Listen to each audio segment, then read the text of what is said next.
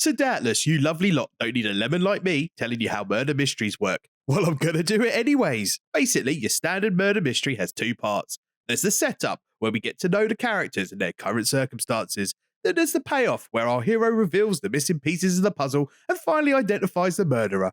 Obviously, there's a murder or two along the way, otherwise it wouldn't be much of a murder mystery. Well, today's film, Glass Onion, tries to follow this structure. It's got a pretty decent setup, but then, rather unusually, instead of a payoff, it has a giant pile of shit. Oh shit. Shit indeed. I'm talking mind-boggling nonsense that left me both angry and amazed. Angry that a decent start to a film was ruined by such terrible writing, and amazed that they thought any audience, even one containing me, would think these plot conclusions were acceptable. So to find out how a film that starts off with so much potential can get it so wrong, join me, Big Dave, as I review Glass Onion, a Knives Out mystery. Big Dave's Big Reviews. So before we talk about Glass Onion, I've got an embarrassing secret to admit to you all. I've been hiding it for a long time, but now I suppose I might as well tell you all. So here it goes. I actually quite like Knives Out. There, I've said it. Yes, I know, there's a lot of hate out there for that film, especially on YouTube. And yes, it was directed by Rian Johnson, who was responsible for this piece of warm garbage.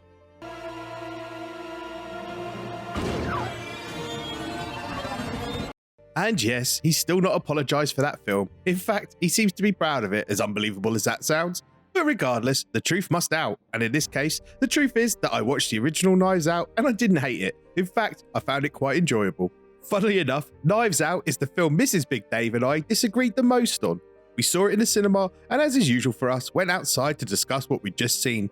I was just about to say, well, that was pretty bloody good, but was stopped by Mrs. Big Dave, who went on a 2-minute rant about it being the worst piece of crap she'd had the misfortune to watch. After violently agreeing with her, I decided to keep my enjoyment for the original film a secret, until now. So given this background, I went into watching the new Knives Out film, Glass Onion, with quiet, actually bloody silent optimism. As I'm sure you've worked out by now, the optimism was swiftly punched in the balls. Before we get into that, let me give you a quick rundown of the plot of the Glass Onion. Obviously, spoiler warnings ahead for the rest of the video. We're introduced to the majority of the cast via each of them receiving a mysterious wooden box from their mutual friend and genius billionaire, Miles Bron. Within the box are invitations to join Miles on his private island to solve a murder mystery he's set up, with him being the victim. From the outset, said group of friends, nicknamed the Disruptors, seemed like a who's who of stereotypes. We get the redneck, gun-toting Twitch influencers Duke and girlfriend Whiskey, played by Dave Bautista and Madeline Klein respectively. There's the uber-trendy ex-model turned fashion editor Birdie J, played by Kate Hudson, the ambitious politician Claire, played by Catherine Hahn, the lead scientist of Miles' company Alpha, called Lionel, played by Leslie Odom Jr., and the jilted ex-co-founder of Alpha, Andy, played by Janelle Monáe. Sorry, she's got an accent in her surname that I've no doubt butchered. In addition to this motley crew, the world's greatest detective, Benoit Blanc, played by Daniel Craig, also receives one of these mysterious invites. We find out our boy Benoit has been suffering from boredom during the COVID lockdown and is desperate for a new case to solve. With the character introductions over with, it's off to Miles' stunning private island. Miles, played by Ed Norton, greets them all, but is surprised to see Benoit, as it turns out he didn't invite him. Regardless, the idea of having the world's most renowned detective attend his murder mystery event amuses Miles, so he convinces Benoit to stay and join him and his friends. We see Benoit snooping around the island, witnessing various interactions between each of the friends, in which it becomes clear that all is not well within the group. Standard murder mystery setup stuff, if ever I've seen it. At dinner, later that day, Miles begins the murder mystery event, only for Benoit to solve it immediately, putting a bit of a downer on the whole event. He's like that mate you invite round for film night, only for him to blurt out the plot twist during the opening credits. And if you're watching this, Steve, you're still a twat for ruining The Sixth Sense. In private, an angry Miles confronts Benoit, only for him to point out that each of the Disruptors has a reason for wanting Miles dead, and that he could very well be in danger. Whilst this is going on, the remaining friends have a confrontation with Andy, reopening recent wounds that relate to a court case she lost against Miles, and she storms off. Then, with everyone else assembled, we get the first murder. But it's not Miles that gets bumped off, it's Duke. Panic ensues and everyone suspects Andy, but then suddenly she's shot with Duke's gun by an unseen murderer. The hunt to solve the mystery and catch the murderer is on. And you know what? Up until this point, I was quite enjoying the film. Initially, it felt like the characters, with a few exceptions, were competing in a most annoying twat competition and they were all giving it their best effort to win it. But all that started to change as we got to know them better via exposition and some well-delivered laughs. Yes, it's hard to admit, but some parts of the film were actually really funny. Even more impressive was the lack of modern politics in the film. I thought it walked the tightrope of not offending either the modern right or left fairly well, as a gentle mocking for both sides. For example, Duke is a boneheaded manosphere right-winger, whilst Claire is a greedy politician using left-wing politics like climate change to secure her base, then betraying them in an instant to keep Miles happy by building a power plant in her district. It's something I felt the original film did too. I'm sure plenty of you out there felt differently, but I certainly didn't detect too much bias one way or another, so thumbs up there. And whilst we're still on the positives, I liked Ed Norton and Daniel Craig's performances in the film too.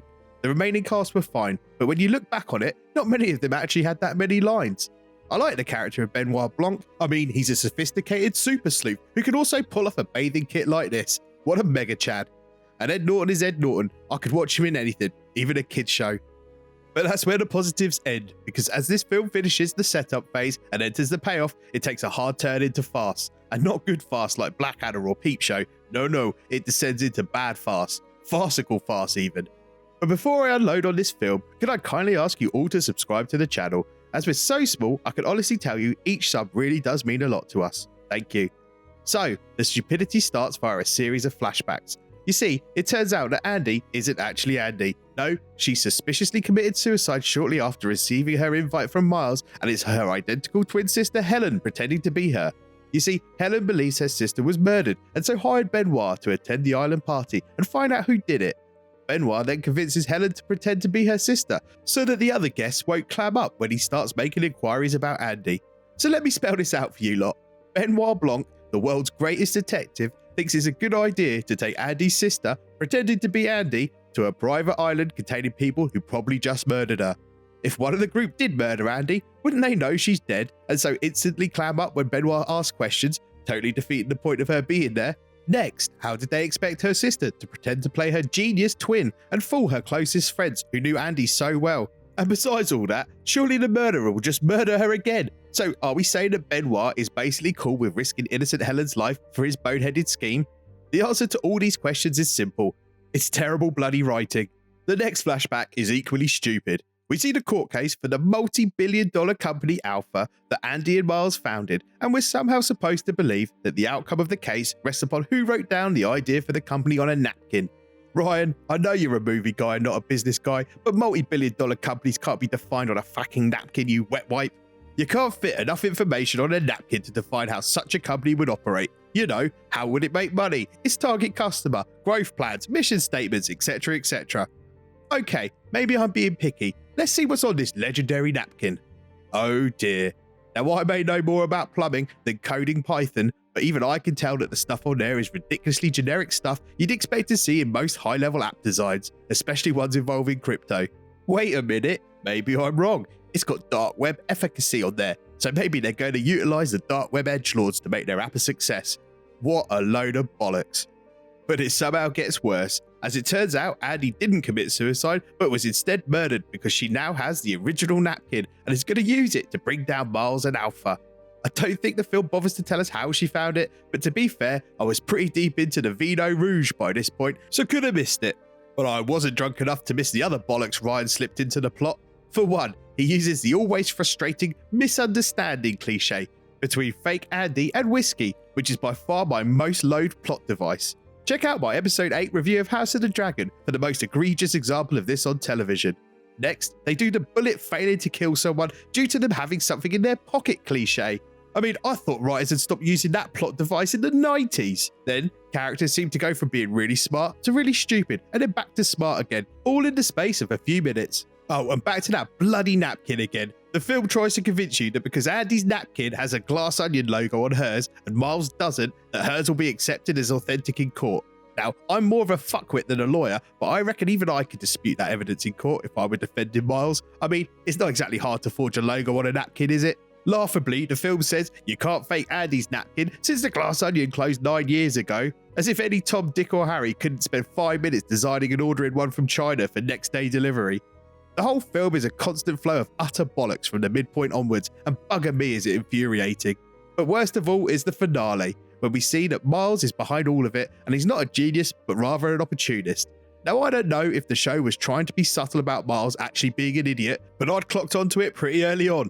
Was I supposed to be surprised or not by the reveal? I don't know, but I will say my uncertainty about this is probably down to yet more crap writing. But that's not the really terrible bit. Oh no. The really terrible bit is how Miles gets his comeuppance. You see, Helen, for some unknown reason, waves the supposedly vital napkin in his face and he burns it. So now there's no evidence of his crimes, except Miles' friends who have witnessed his misdeeds. Helen looks around at them for support, but they all know they have to continue lying for Miles or he'll destroy them. So what does Helen do to exact her revenge? Well, she starts smashing the place up like a Millwall fan in a West Ham pub. Oh, and that's not the worst of it. She then sets a fire in the centre of the room and destroys the actual Mona Lisa, which Miles is borrowing during lockdown, because it will make him hated by the public or something, even though she torched it. But wait, there's more. Seeing this act of defiance is enough for the disruptors to forget the fact that Miles can ruin their lives, and that they would likely go to prison for perjury, as they instantly switch sides and start supporting Helen. My jaw dropped at how mind-numbingly stupid this scene was. I mean, listen, if someone killed my family member, I'd want revenge too, but burning the Mona Lisa to make the killer look bad wouldn't be part of my plan. In the film, Miles tries to rugby tackle Helen in order to save the painting, and I don't know about the rest of the audience, but I was rooting for him at this point.